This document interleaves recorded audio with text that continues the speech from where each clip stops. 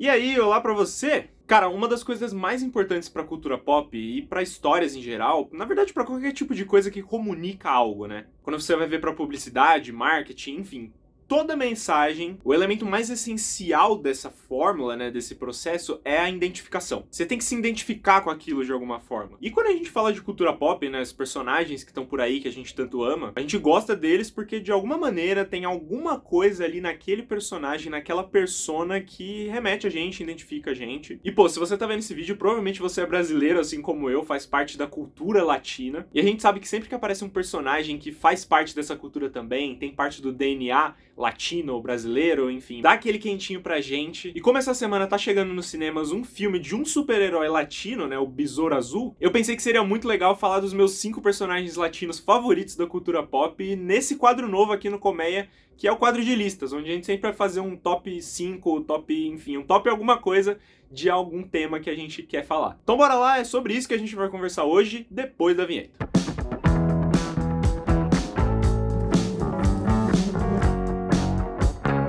Cara, quando eu tava pensando nessa lista, tem um personagem, na verdade uma entidade, que eu não poderia deixar de falar numa lista sobre personagens latinos. Que é simplesmente o que foi sucesso de todos os horários do SBT, passava de manhã, passava à noite, passava de tarde, Chaves. Pô, o Chaves, o Chespirito, acho que dava... O Chaves e o Chapolin podiam estar nessa posição aqui. É um dos produtos ficcionais, assim, um dos personagens que mais engajou os brasileiros por anos, cara. Anos a fio. O negócio atravessou gerações e pelo menos eu sinto que ele só começou a cair agora, né? Depois, enfim, inclusive depois de parar de ser transmitido no SBT. Cara, eu gosto, eu já consumi muito Chaves ao longo da minha infância, principalmente. Por mais que seja um universo, uma historinha meio datada em alguns momentos, é uma série que conquistou tanto público, eu acho, por conta da sua linguagem, assim, o seu modelo de narrativa, de comédia, que era tão único do Chespirito, que conversava culturalmente, fez muito sucesso na TV mexicana e aqui no Brasil, assim, igualmente, que sai ainda mais. E aqui no Brasil, principalmente, eu acho que a maior parte do sucesso de Chaves vem da maestria da dublagem, né? Não só da dublagem, na verdade.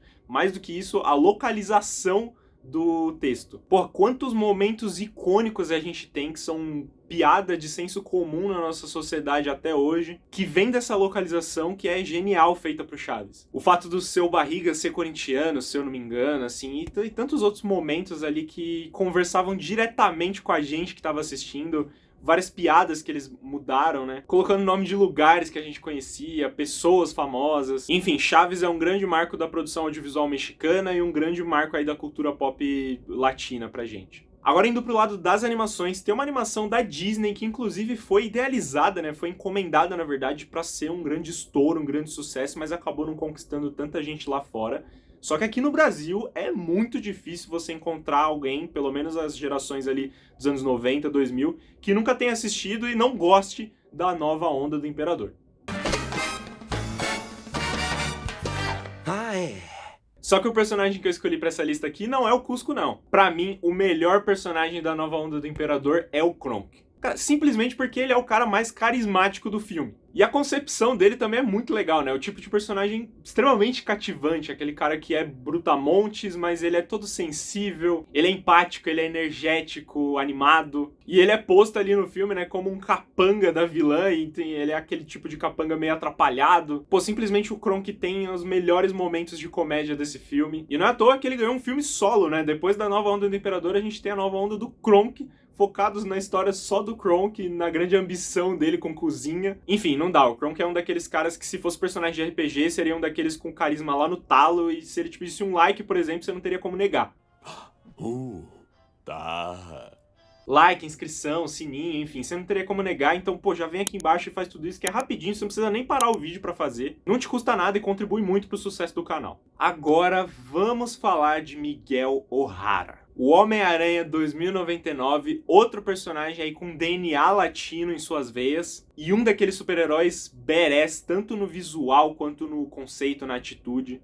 Cara, essa é uma das versões do Homem-Aranha mais lembradas quando a gente fala de multiverso, né? Ganhou uma encarnação recente, uma grande produção no Homem-Aranha através do Aranhaverso, sendo apresentado e até relembrado aí pro grande público. E ele é um personagem muito interessante, não só pelo conceito, né, de ser badass, ser aquele personagem ultra radical, enfim, tem que ter um visual sombrio, mas porque ele traz toda essa lore futurista, né, para as histórias dele, com a cidade de Nueva York, né, que é uma versão futurista de Nova York, mas na verdade com essa temática, essa pegada um pouco mais voltada para as origens dele. E ele próprio se diferencia das outras versões do Homem-Aranha, né, por ser um aracnídeo todo diferenciado, né, tipo, pô, ele tem garras, ele tem presas, assim, se eu não me engano até ele tinha veneno que ele conseguia injetar através das presas dele. Foi o primeiro Homem-Aranha a ter teia orgânica. Se eu não me engano, foi daí também que o Sam Raimi pegou a inspiração para trazer nos filmes do Tobey Maguire. Ele foi, assim, uma readaptação do personagem muito pioneira para a época que foi feita. E falando em inovação, teve uma muito recente que eu trouxe para cá, porque, cara, eu simplesmente amei essa releitura do personagem e toda a mitologia que acompanha ele. Eu tô falando do Namor, o Príncipe dos Mares, só que do MCU, que foi o antagonista de Wakanda pra Sempre, o Pantera Negra 2. Onde, cara, eles pegaram o Namor e toda a mitologia de Atlântida, né, os elementos dos quadrinhos, e fizeram uma releitura tão magnífica, baseada ali nos antepassados da América Central, e construindo assim toda a lore de Talocan no lugar de Atlântida. Primeiro que essa foi uma sacada genial para se diferenciar do Aquaman dos cinemas, né, porque a DC já tinha trazido toda uma Atlântida e uma mitologia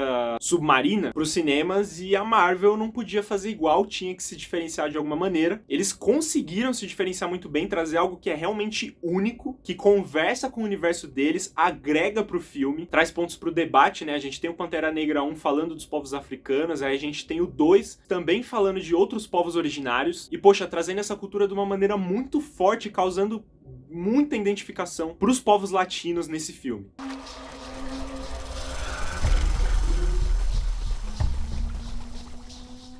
Enfim, pra mim a melhor coisa de Wakanda pra Sempre é Talocan, cara, visualmente, conceitualmente, as trilhas construídas pra Talocan, o visual, assim, o design de produção dessa parte do filme, do filme no geral eu acho incrível, mas especialmente de Talocan é surreal, é sensacional e, enfim, a gente tem um super-herói, um anti-herói mega poderoso e que carrega essa veia fortíssima das origens de parte da América Latina.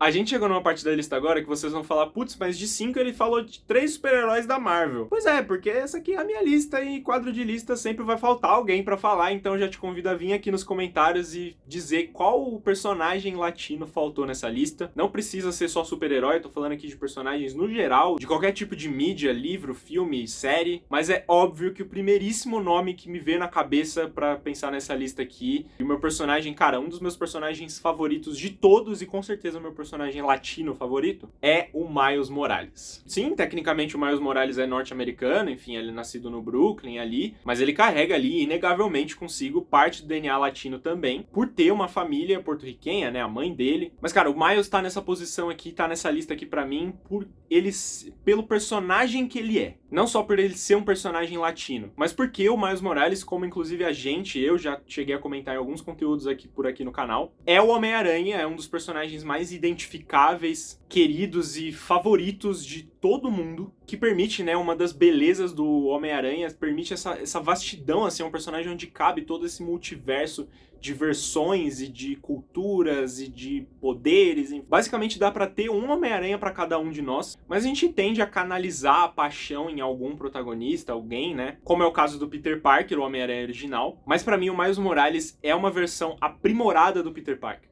Que ele tem todas as qualidades do Peter Parker, ele traz os dilemas, ele traz os pontos identificáveis pra gente. Ele vem como uma versão que corrige o que não funcionava tão bem com o Peter e tem esses pontos adicionais. Obviamente ele permite essa maior identificação étnica, uma identificação geracional, né, cultural, por ele ser um Homem-Aranha mais novo, criado há menos tempo, né, num contexto mais recente, é o que eu quero dizer. E a essência textual dele é, cara, simplesmente de novo, um daqueles personagens carisma extremo.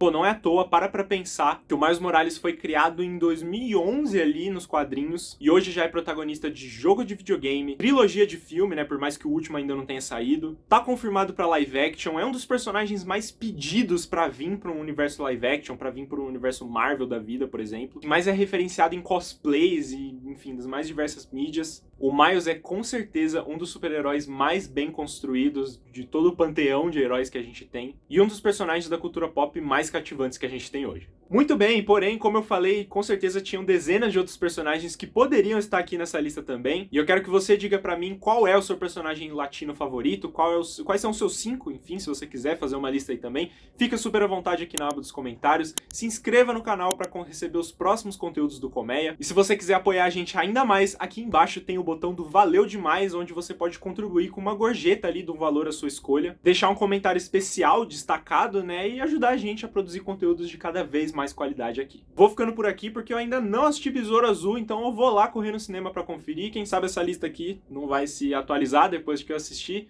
mas vamos lá, eu vejo você numa próxima. Tchau, tchau.